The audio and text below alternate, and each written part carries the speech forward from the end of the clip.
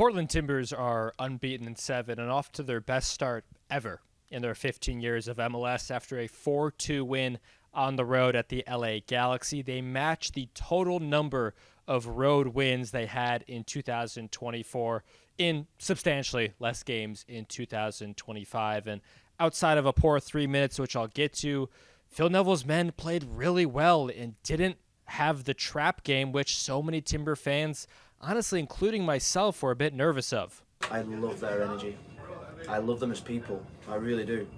The way that they come into work every single day to improve and to learn and to get better and to extract every bit of hard work out of them is a privilege every single day. I think Ned said it in his press conference on Friday. We've got the most unselfish group that I think I've ever coached. Anthony was the man of the match for me and probably should be for you as well. The work he had to do for each and every assist was wonderful, and all of them were earned in different ways. One with his left foot and a good ball over to Santi Moreno on a perfect counterattack, one with his right foot, and of course one where he beats Amane with a clip ball over the top, gets the end line, and plays a perfect assist over to David DaCosta for his first goal from open play as a Portland Timber.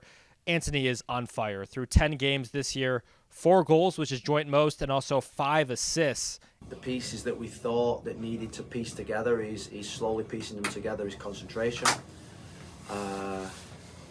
his quality, his discipline, his consistency, I think, is really good technically, and he's a major goal threat.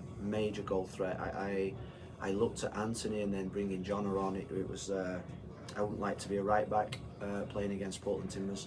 João Ortiz got the start ahead of Diego Chara today, and it was a big game for him. I think he was really in the news this week as the transfer window closed on Wednesday, and he was the name of the numerous transfers Timber fans weren't really happy with to date. But Phil Neville had high praise for him after the game, and he was really noticeable in that first 15 minutes. Made a few big tackles.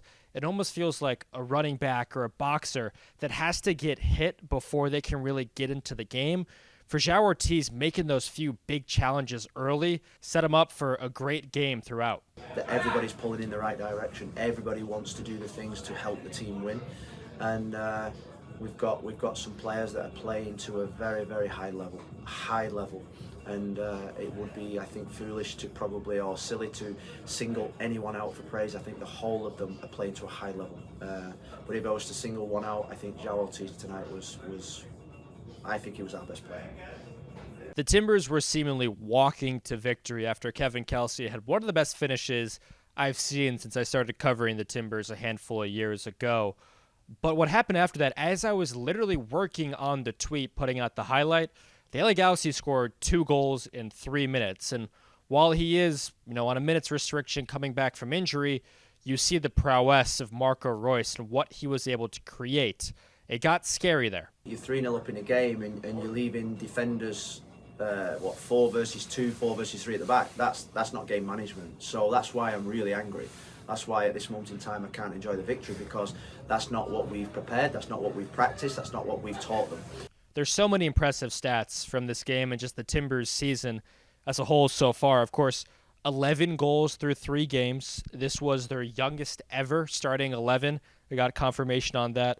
Most goals in Major League Soccer, tied with Vancouver and San Jose. They'll play the Earthquakes next week. Let me know your thoughts on this game by Portland on the road and your expectations as they take on San Jose next weekend.